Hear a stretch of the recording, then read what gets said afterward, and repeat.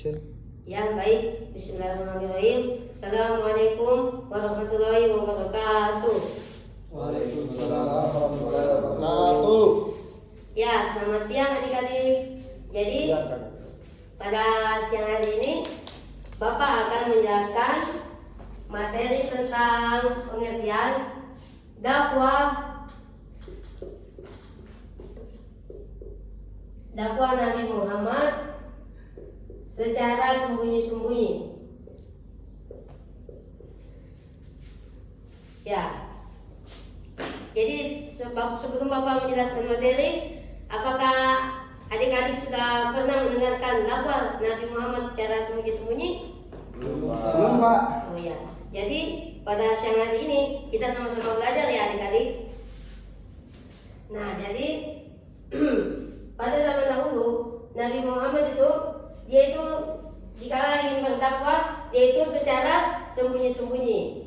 Nah, sebelum Islam datang, masyarakat Mekah itu hidup dengan keadaan jahiliyah, yaitu yang pertama, dulu manusia itu menyembah berhala. Kemudian yang kedua, dulu manusia itu juga sering berbuat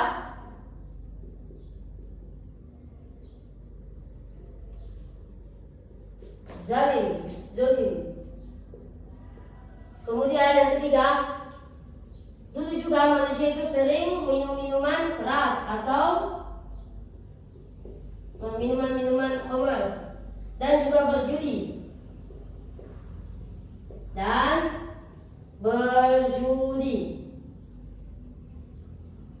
Kemudian yang terakhir, yang keempat, pada zaman dahulu itu manusia tidak ada yang menghormati perempuan.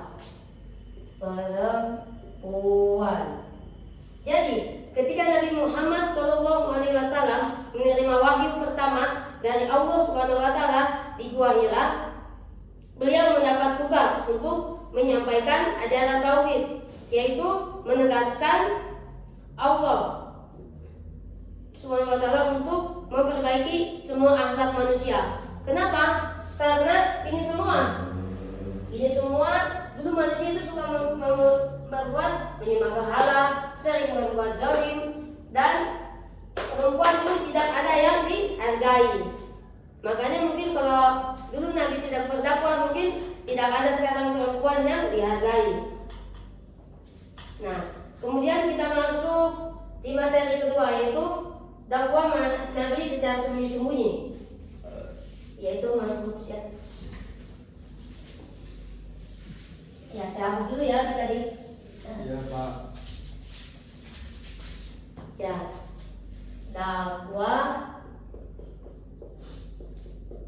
Nabi secara sembunyi.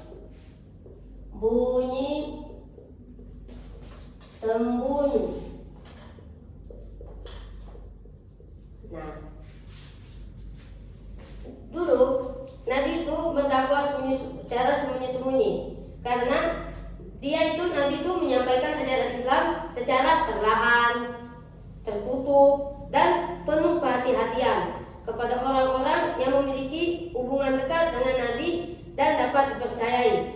Dakwah ini bukan berarti takut, melainkan untuk strategi ajaran Islam dapat dipahami dengan benar tanpa gangguan dari kaum Quraisy.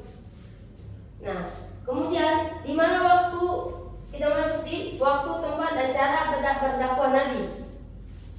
Waktu, tempat,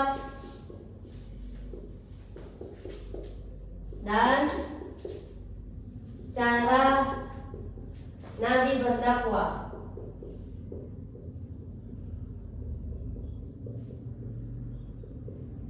Nah, dulu itu Nabi berdakwah sekitar umur 3 tahun.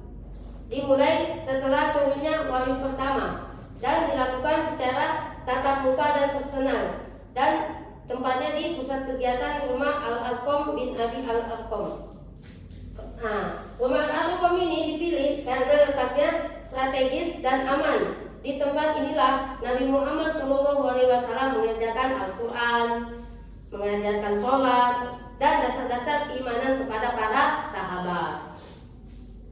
Kemudian kita masuk yang ketiga, yaitu orang-orang yang pertama masuk Islam. Orang-orang yang pertama masuk Islam.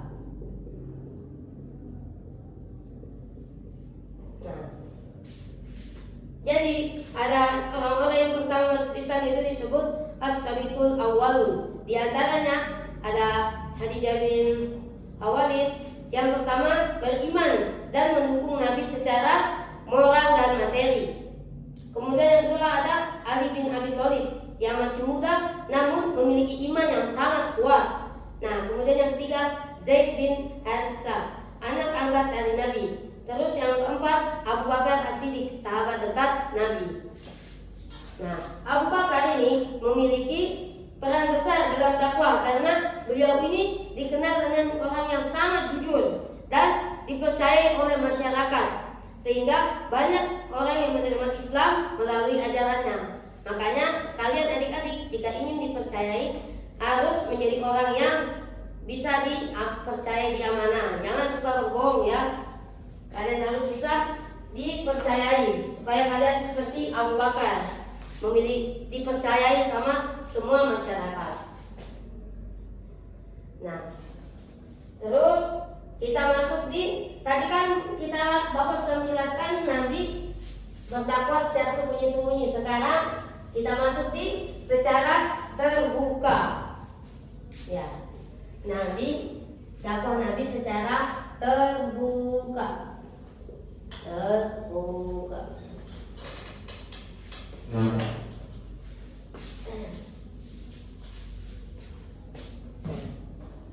Setelah umat Islam mulai kuat, Allah SWT memerintahkan Nabi Muhammad SAW berdakwah secara terbuka, sebagaimana ada dalam surat Al-Quran Al-Hijr ayat 94, yang artinya, maka sampaikanlah olehmu secara terang-terangan segala apa yang diperintahkan kepadamu. Ayat ini menjadi tanda bahwa dalam Islam harus disampaikan kepada seluruh masyarakat, tidak hanya kepada orang-orang yang tertentu. Mengapa? Supaya kita sebagai manusia yang masuk di golongan umat Islam, kita itu harus mengetahui apa yang dilarang dan apa yang diperbolehkan. Supaya kita tidak meminum homer, kita tidak berjudi, kita bisa menghargai perempuan dan yang lain-lainnya. Kalau tidak itu, mungkin kita semua mungkin jadi pemabuk, mungkin perempuan kita tidak kita hargai, ibu kita tidak hargai, guru kita tidak dihargai. Ya, adik-adik, ya seperti itu ya. Kemudian pelaksanaan dakwah terbuka. Dulu Nabi Muhammad SAW berdakwah di Bukit Safa, kemudian mengajak keluarga Bani Hashim dan masyarakat Quraisy dan menyeru agar meninggalkan penyembahan berhala dan menyampaikan Islam secara tegas tapi namun santun. Bagaimana tegas namun santun? Ya, maksudnya kita harus kasih mengerti mereka, dan tata cara kita menyampaikan itu harus penuh hormat.